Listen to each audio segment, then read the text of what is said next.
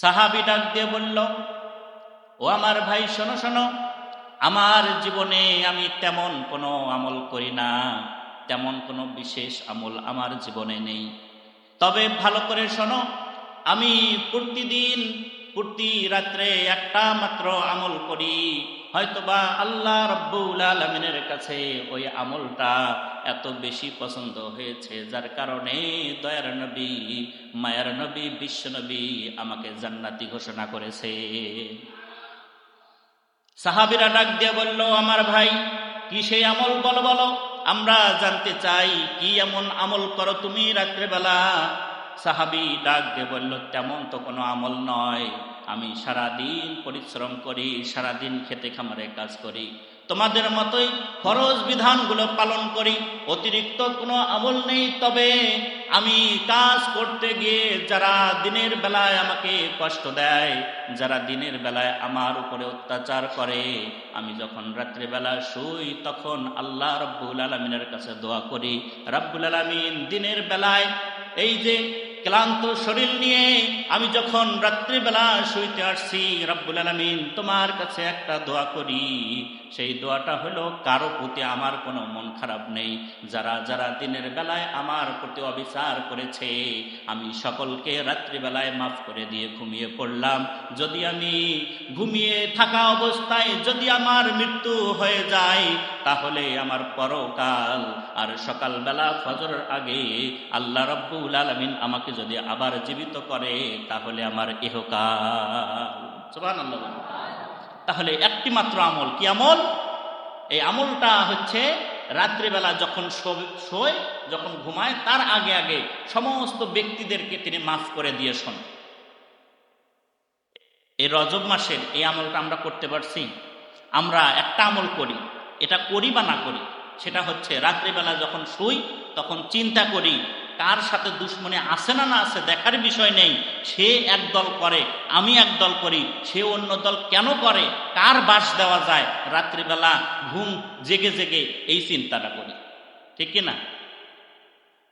আপনার ভালো লাগে না, করতেই পারে, স্বাভাবিক, সে অন্য দল করতেই পারে, আপনি আরেক দল করতে পারেন, তার সাথে আপনার একটু হিংসা থাকতেই পারে, আপনি রাত্রিবেলা তাকে মাফ করে দিয়ে ঘুমান, আল্লাহ রাব্বুল আলামিন আপনাকে জান্নাতের মেহমান বানিয়ে দিবেন। সুবহানাল্লাহ। তাহলে এই আমল করার প্রয়োজন আছে না নাই? শুধু এই আমলই নয়, এই রজব মাসে আর একটা বিশেষ আমল, যে সে বিশেষ আমল কি? যখন এই রজব মাসে আপনারা জানেন যে এই যে 26শে রজনী, আজকে না, যে 26শে, অর্থাৎ এটাকে বলে 27শে রজনী, 26শে রাত আগে আসে যেহেতু আরবি মাসে, এই রাত্রে আল্লাহ রাসূল সাল্লাল্লাহু আলাইহি ওয়াসাল্লামকে আল্লাহ রাব্বুল আলামিন তার দিদার নিয়ে গিয়েছিলেন। সুবহানাল্লাহ বলবেন না? তার কাছে নিয়ে গিয়েছিলেন। কেন নিয়ে গেলে? এই মাসে দুইজন ব্যক্তিকে, প্রিয় ব্যক্তিকে আল্লাহ রাসূল সাল্লাল্লাহু আলাইহি ওয়াসাল্লাম হারিয়ে ফেললেন।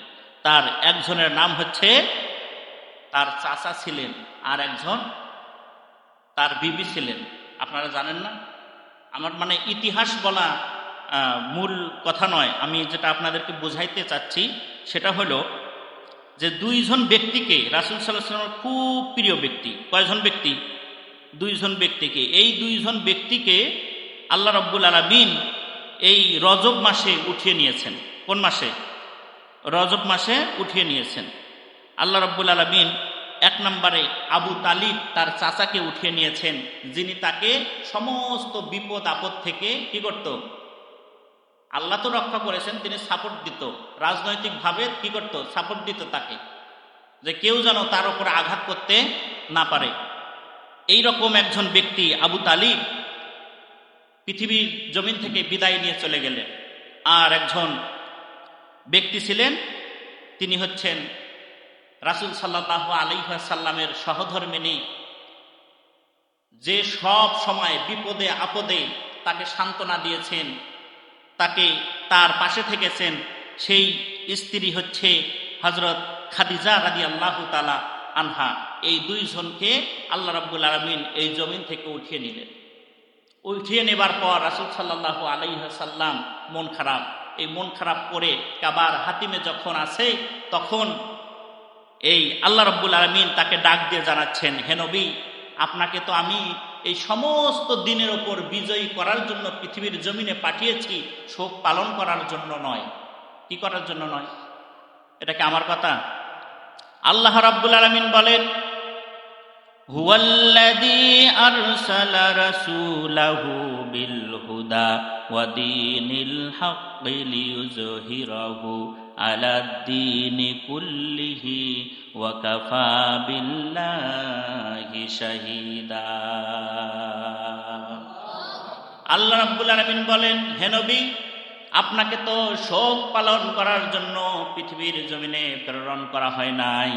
আপনাকে এই জন্য আমি আল্লাহ রাব্বুল আলামিন প্রেরণ করেছি সত্য দিন, সত্য ধর্ম দিয়ে, যাতে করে পৃথিবীতে যত প্রচলিত ধর্ম আছে, যত দিন আছে, এই ধর্মগুলোর উপর বিজয়ী করার জন্য, আপনাকে ইসলাম ধর্ম দাঁড় করার জন্য, কায়েম করার জন্য আমি আল্লাহ রাব্বুল আলামিন পৃথিবীর জমিনে প্রেরণ করেছি। এই জন্য পাঠাইনি যে আপনি, আপনার বিবি চলে গেছে, আপনার চাচা চলে গেছে, প্রিয় দুইজন ব্যক্তি চলে গেছে, আর আপনি শোক পালন করবেন। এই জন্য তো পাঠাইনি আপনাকে। অথচ এখানে দেখবেন আলেমরা বুঝতে পারবে, এই আয়াতের মধ্যে ইজহার শব্দ দিয়েছেন লিউজহিরাহু। এই ইজহার শব্দ আমরা জানি, যখন মক্তবে পড়েছি তখন ইজহার মানে স্পষ্ট করা পড়েছি কি না? ইজহার মানে কি? স্পষ্ট করা। খালি স্পষ্টই নয়, এই আলেমরা বলতে পারবে ইজহার অর্থ হচ্ছে দাঁড় করানো, প্রকাশ করা, স্থায়ী করা। এগুলো হচ্ছে ইজহার। এগুলো কি খালি স্পষ্ট করা, এটাই ইজহার নয়। এই দাঁড় করানো, কায়েম করানোটাও কি ইজহার, প্রকাশ করানোটাও ইজহার। তাহলে এই আয়াতের মধ্যে আল্লাহ রাব্বুল আলামিন ইজহার শব্দ ব্যবহার করেছেন, অর্থাৎ রাসূলকে বুঝাইতে চেয়েছেন, হে নবী, আপনি যে শোক পালন করতেছেন, শোক পালনের সময় এটা নয়। আপনি এই যে মুসলমানরা শুধু নয়, পৃথিবীর মানুষগুলো বিভ্রান্তের দিকে চলে যাচ্ছে, আপনি দাঁড় হয়ে যান। আপনি দাঁড় হয়ে শোক পালন করা বন্ধ করে দিয়ে মানুষদেরকে জাহান্নাম থেকে টেনে টেনে বের করে আলোর দিকে নিয়ে আসেন, জান্নাতের দিকে নিয়ে আসেন। আপনি দ্বীনকে প্রতিষ্ঠিত করেন, দ্বীনকে কায়েম করেন, দ্বীনটাকে দাঁড় করান। কার উপরে দাঁড় করাবে? সেটা অন্য যত ধর্ম আছে, এগুলো ধর্ম আল্লাহ রাব্বুল আলামিনের কাছে ধর্মই নয়। সেই ধর্মের উপর বিজয়ী করবেন কোন ধর্মকে? ইসলামকে। তার মানে পৃথিবীতে দেখলাম কত হাজার যেন ধর্ম আছে। তাহলে হাজার হাজার ধর্ম আছে না নাই? আছে। এগুলোকে আল্লাহর কাছে ধর্ম?